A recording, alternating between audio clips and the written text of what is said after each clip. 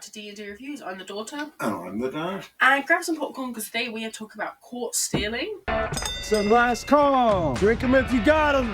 Let's go back to your place and you can take advantage of my poor judgment. I depend on your poor judgment. I want to know if I can take this seriously. What do you need to take us seriously?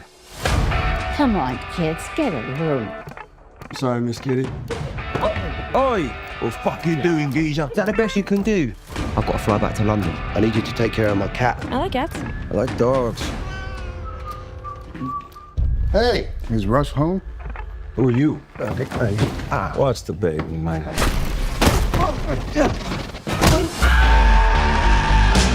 Who did this to you?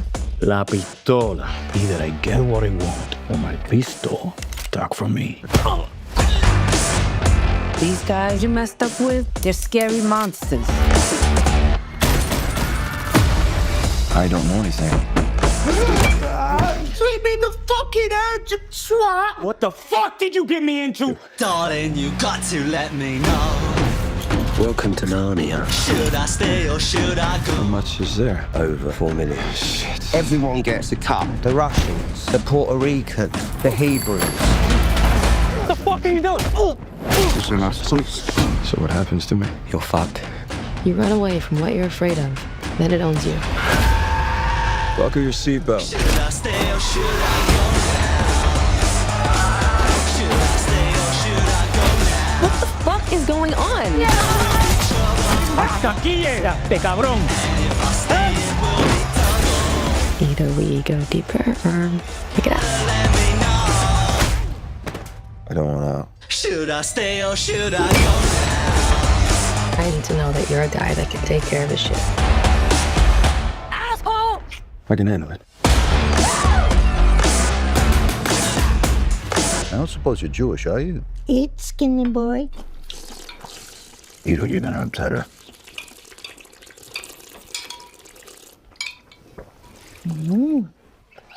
I like you, Hank. Should I stay or should I go? Which is the new Darren Aronofsky. I always butcher his name. I always butcher it. His name. I can never say it. Darren Aronofsky. Yeah. Anyway, that doesn't matter. What matters is this is his new film, which is based on a book written by Charlie Huston. So go see it. Go watch it. Come back for our thoughts because we're going to be spoiling. What did you think of Court Stealing? I like Court Stealing. I liked it a lot. And I think I said to you at the time, we saw a film called Dragged Over Concrete.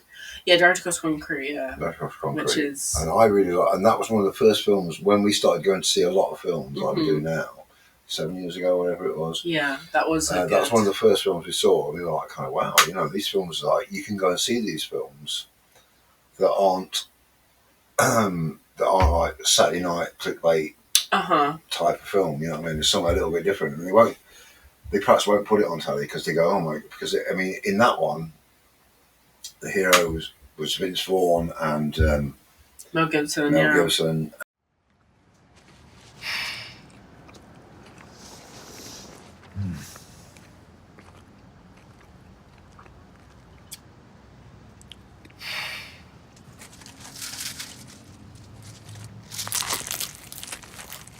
A single red ant could have eaten it faster. You're losing perspective and compassion.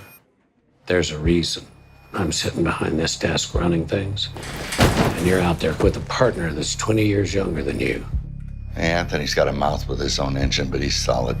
I'm thinking about the kind of future I can offer my girlfriend. Pops is a yesterday who ain't worth words. Good heavens and praise be to him. Your absence was a weight upon us. Thank you, Mr. Edmonton. I don't like doing things with so many question marks everywhere. There's a lot of imbeciles out there.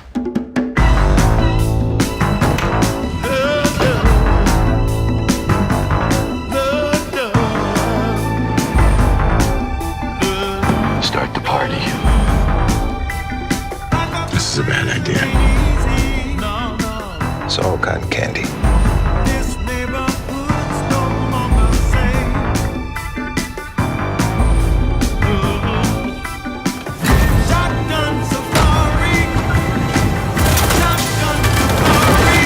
the skills and the right to acquire proper compensation.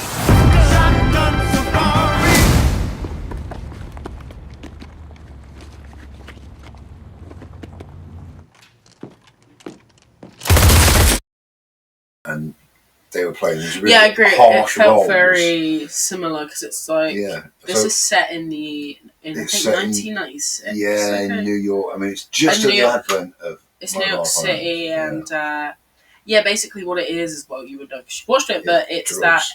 It's involvement. It's kind of a weird movie because Austin Butler's character is his next door neighbor is Matt Smith.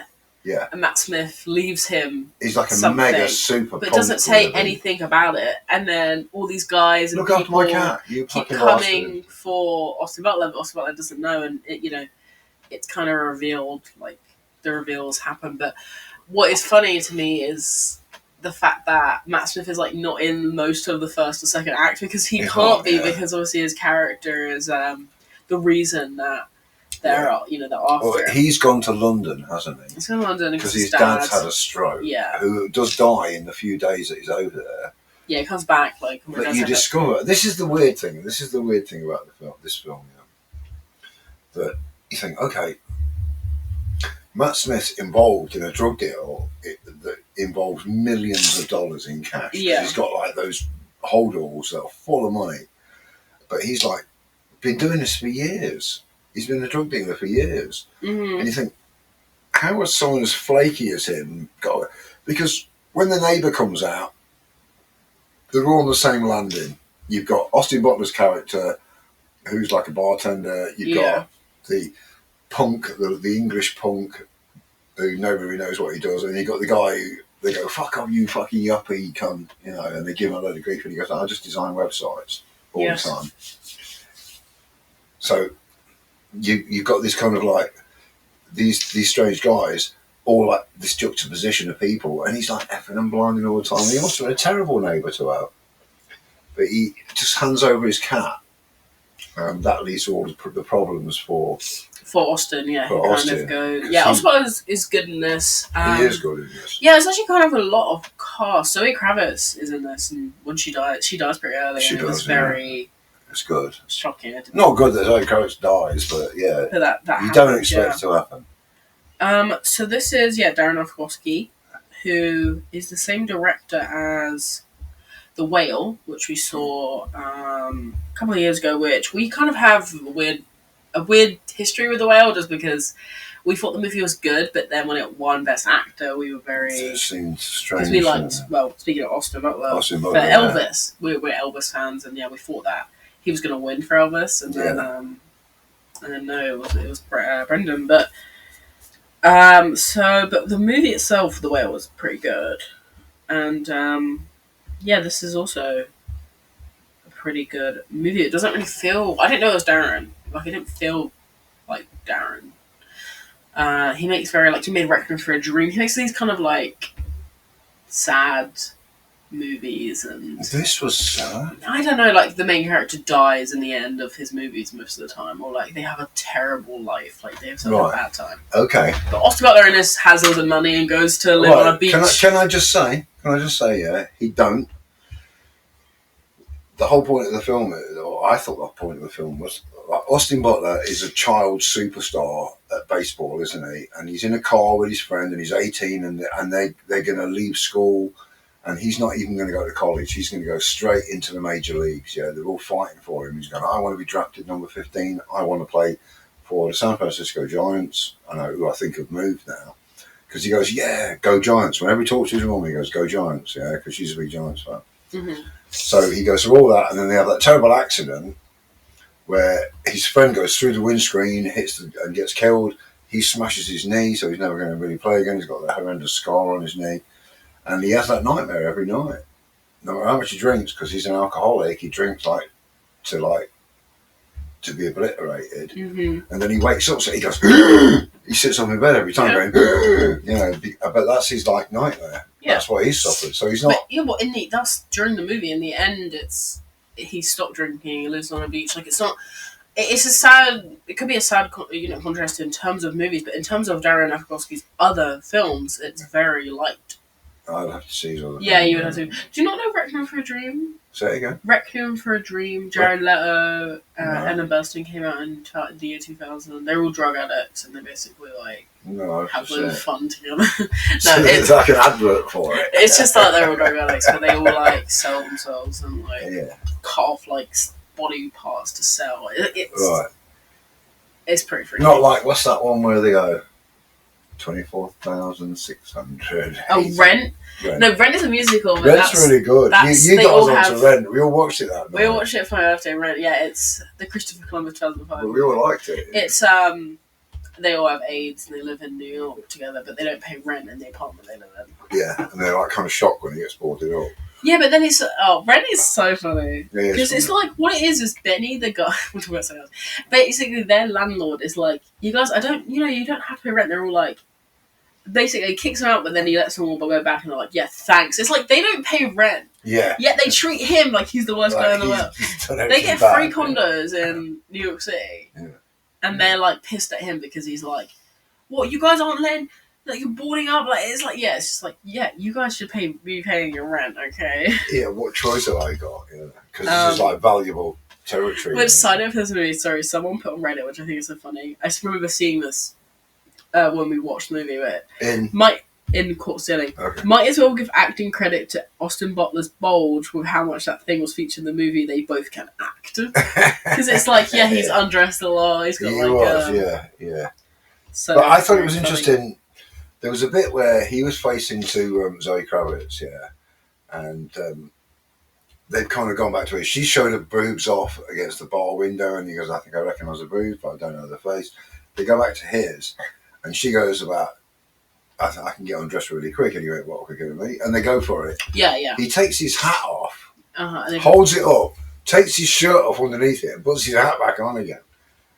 I just thought it was I don't know, it was really fascinating, the character who he was. But yeah, it's definitely a good, Austin Butler is in most of the movie. There's some really good stuff. I really like the chase scene with the two guys initially when he goes through all these different and they keep chasing fish him when they're on markets foot and stuff. Yeah, it's really funny. But it's because he was a baseball player, so because he slides under things. And someone even mentioned that I thought was interesting that most of the characters in this movie go around with guns, but he always chooses a handheld or a baseball bat, so that he doesn't ever. He does because he had that thing with Microbe when he knocked him out, and he was like, "Wow, he looked at his fist." Funny, yeah. And he just left the gun. Yeah. He definitely uses then he has a baseball bat, and it's he uses. But that's his handheld stuff over. He's a baseball player. He was always a baseball player. Which I think is good and it's sweet. I like his backstory. I think that's interesting because at first I don't know what at first I thought because obviously he lives in New York now, but he's from California, and he talks to his mum every day. But I didn't know what the backstory is going to be. But yeah, it's kind of interesting that he crashed he was driving and he crashed a car that his friend was in, and his friend died. I liked it at the end when he spoke to his mum. I love this scene. And he goes, I killed my friend and I never lived it. He died. And all I could think about was that I could never play baseball again because my leg was all but he was dead. He died. My friend died. He was crunched up around. Side note, the de-aging of Austin Butler in this is so funny. He did a fantastic They look so... He looked like his 18. He looked like his Nickelodeon days. He did look like only 10 years ago he was on Nickelodeon and stuff. Yeah. But in this he plays a really grizzled drinking. Mm-hmm. So there's one bit where he's not supposed to drink anymore because he gets beaten up really badly and loses a kidney, and they're like, well, you can't drink anymore, buddy. At first, because him and Zoe Kravitz were they're going out, and they're really jokey. I thought she was joking when he's like, oh, what happened? They're like, well, they took out a kidney, and I thought she was talking about the guys that attacked him. Yeah. He's like, was I attacked? They're like, yeah, they got a kidney, they got your lungs too, as a joke, but no, she meant. No, they literally took your kidney. The doctors, they came in, they took your kidney. They cut it out. And I thought she was joking, that she meant the guys that attacked him, they took your kidney. Yeah, but there was a bit when he crashed onto the floor, and they're kicking him. And Microbe is the little skinhead guy with the horrible face, he lies on the floor and he rams his head in. That's his attack. And when Austin Butler's looking down, he sees from around his groin all this bloody yellow water come out. And it's not blood, but it's not weird. It's tinged with blood. Because he looks at it and he goes, well, that's not good. And then he wakes up in hospital. Mm-hmm. So he's so he's hurt. He's like savagely hurt. Yeah, but basically because of that he can't drink because the kidney filters stuff he does through. drink. So there's a lot happening. I think like once you realise the plot, where it's going, it's kind of like, oh, this is what's happening. These people are after him because of What's Matt he got Smith, to live for? And then it's kind of that like, it's like a criminal movie at that point, and it's pretty good. I like the twist that Regina King, the cop, is working with them. That is well done. Yeah, that was cool. I liked the fact that the two brothers, one is played by that D'Onofrio. It's Liev Schreiber and Vincent D'Onofrio. So Vincent D'Onofrio, I didn't notice him because they're both Jews, aren't they? They're both they look so Orthodox Jews. They look the part. They've got really long beards and everything, but they're really horrible. They're really brutal because when they're talking, they go, "Shall I cut his eyes out?" And he goes, "What? He hasn't given us the information yet." They kill his girlfriend. Yeah. They kill Zoe. So they're like really, really horrible. But they go to their sister's house because they go, Bobby liked him.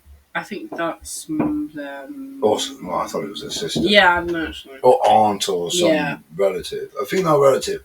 They respected so much because they take him around there. They have to pretend he's half Jewish, otherwise you won't let him in your house. And then he has to eat. And they're going like, I can't eat, I should never shut up, just eat some of this dumpling in broth or whatever it is. And then at the end, after she talks Yiddish all the way through, she goes, why show your teeth? Yeah. So they go, if you're going to look like that, if you're going to look beat up like that, why show your teeth? If you're going to get beat up all the time. So it's like she understood everything that said. And she knows that these either nephews or brothers, they're like horrible killers. Because they've often killed loads of people. Yeah. But I like that. I like the fact that how do they get away with going around dressed in... I think it's just like they know, but they're not going to do anything.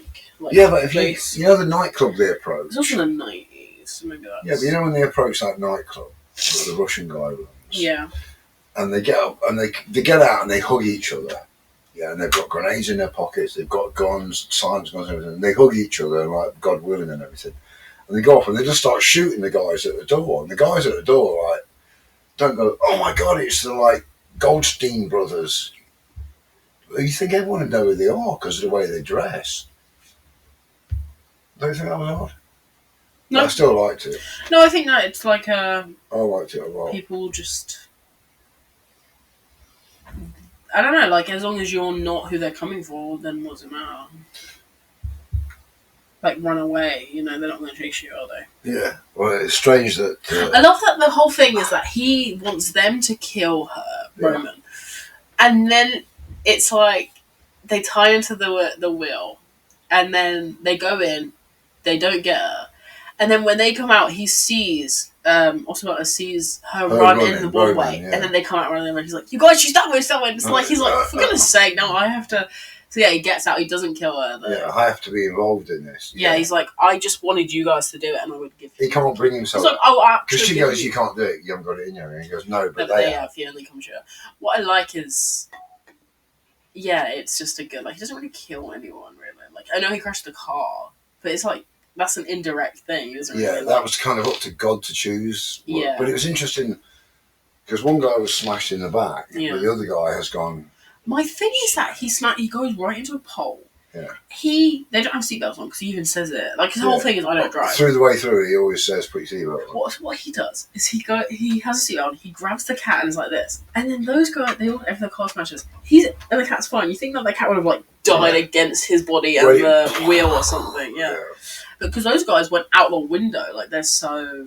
Yeah. Because of no seatbelt. It's like, wow, seatbelts do a lot. Are you guys okay there? But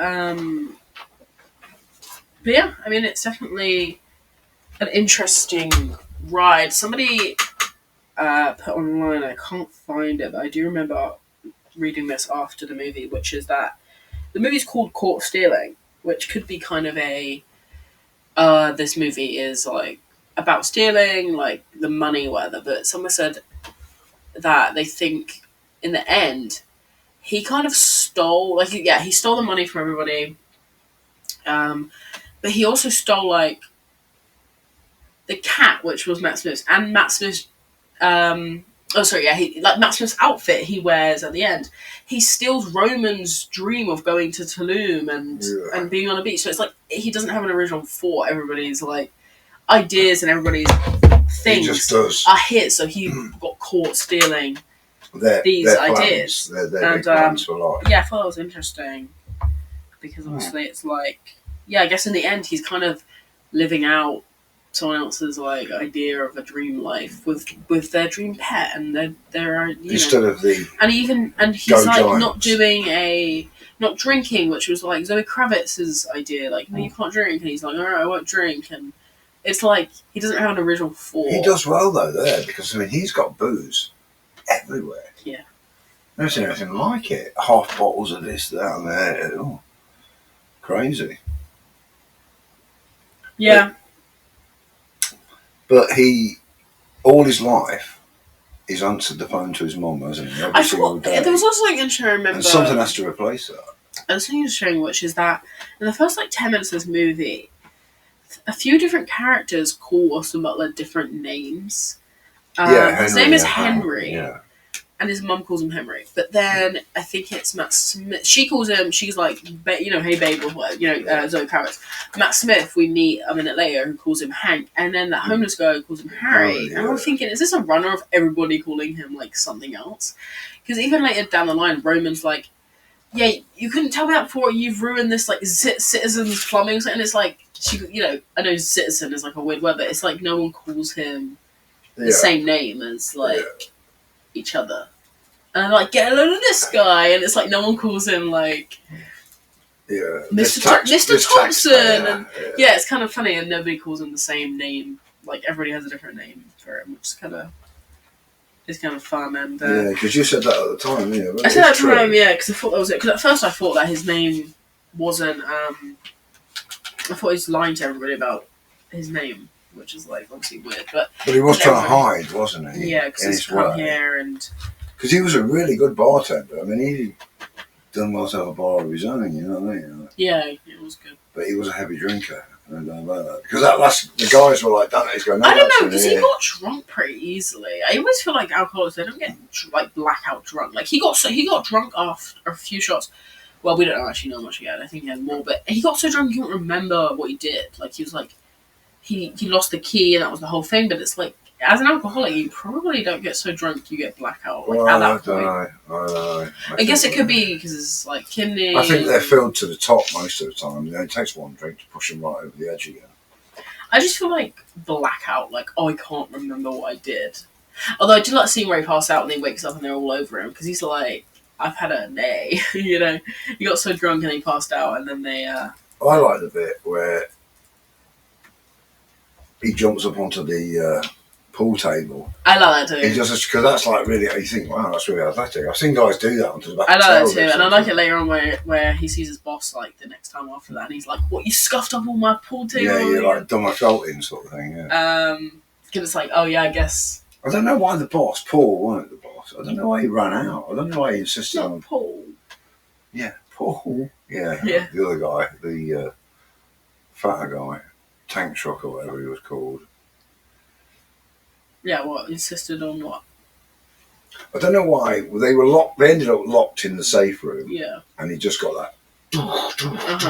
And they close it, and then they shoot back through, and they were like. Yeah.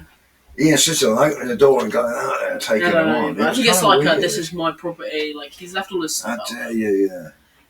But I like that scene idea. I like it because it's like. It's kind of crazy. Yeah, but they wanted the money, I guess. What I don't get is. Matt Smith is working with Roman and then the other guys, but also the two brothers. Yeah. And it's like, do they all do a job to... I think we had this conversation you told me, but I can't remember.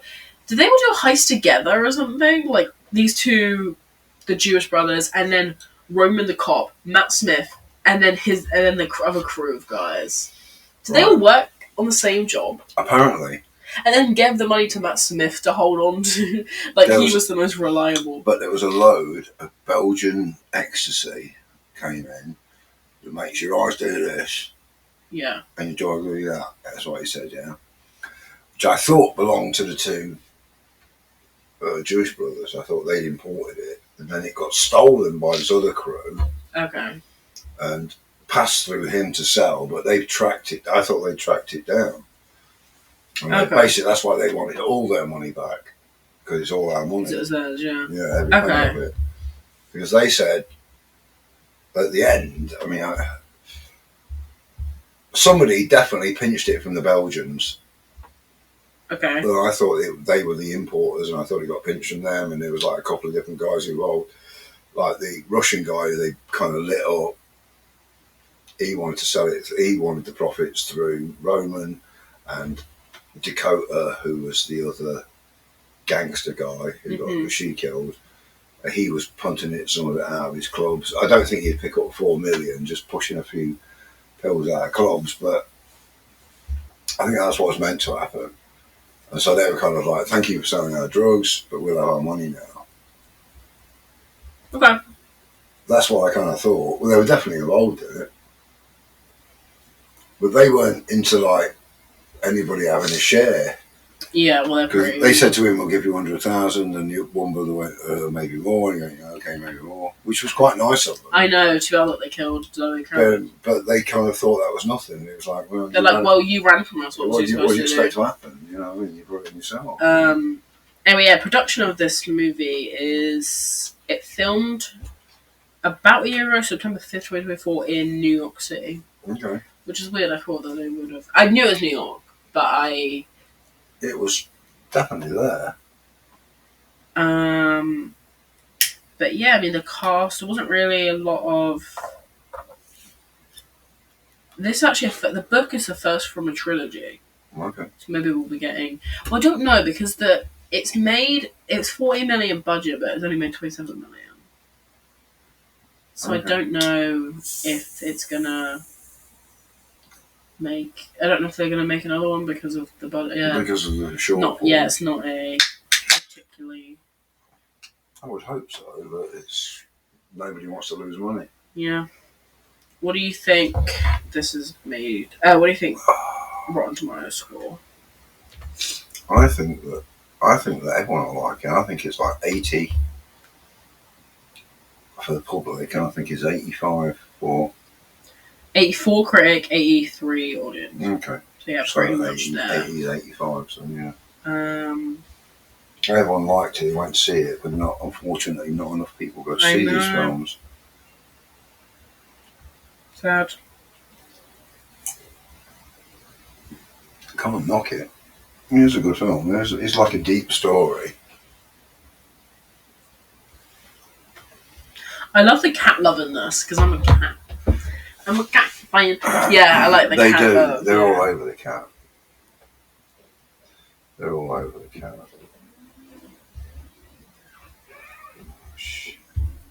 What? Oh, yeah, smoke. Yeah. Anyway, comment down below what you guys thought of this. We both enjoyed, which is interesting because the first. Oh wait, no. You can't like every film. We reviewed two other movies today: Honey Don't, which you liked and I didn't, and then The Conjuring, which I liked and you didn't. But this one we both liked. Yeah, so. This was a good film. Yeah. It's kind of like I can't help but feel lost in Butler. It's like waiting for the next big role to hit him, and it's kind of marking time because he's a pretty good actor. Yeah, The Bike Riders, Dune. Yeah. You know, Elvis, obviously. Once Upon Hollywood. Like, yeah, it's just a lot of. There's a lot of good films stuff in there coming people out like him for, and it makes you think, wow, when he gets like another massive role, because he can act. No doubt about it. He's good in this. Yeah, and he's kind of like he's like all over this. Like he's in every scene. He is, yeah. It's sad. I mean, he cries and poor guy. Anyway, comment down below what you guys thought. Also, basically, we have social medias now. So you guys can go and follow them. They're all linked down below. Instagram, TikTok, and X, which is obviously Twitter, formerly known as. And we also have a website where we upload other pieces that we want, or reviews of movies we've already done. There's a little bit of extra there. So yeah, go to all that stuff. It will be linked down below, and the review playlist will also be linked down there for any other reviews that you guys would like. And on our social medias, we're going to be putting polls so you guys can write in what reviews you want to see, or games, commentary tracks, whatever we will do. You guys can comment down below what you would like, or on our social medias, of course. So thank you for listening, and hope to see you in another video. Bye.